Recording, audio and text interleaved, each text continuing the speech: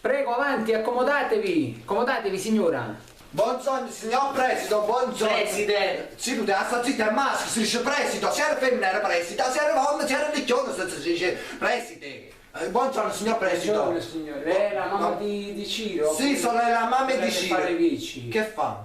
No, dico è la mamma o... No, sono la mamma di Ciro. Sì, signora, ha saputo quello che è successo giù con la maestra, io sono mortificato. No, signor Pepe, per lei buono, noi stiamo parlando, noi e la maestra, poi per lei buono, ha sballato con la bocca, l'ho chiamata da te, di dire una coppa, ha scamazzato poco.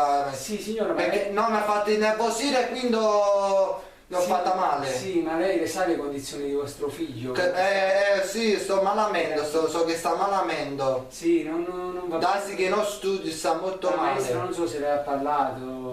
No, mi ha detto qualcosa così, poi non gli ho dato il tempo e l'ho scamazzato. Sì, ho capito signora, comunque questa è la pagella di vostro figlio, ora ve la leggerò io personalmente tutti i suoi voti in tutte le materie. Se vuole gliela posso leggere io oppure se volete potete leggerla voi. Presidente, se meglio se leggete voi perché non lo vedo proprio da vicino e né da lontano. È meglio se io vedo proprio malamento.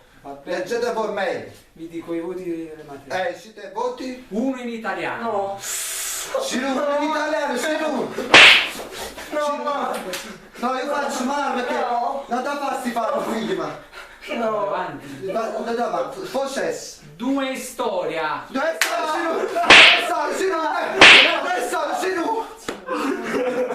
così, No, leggete.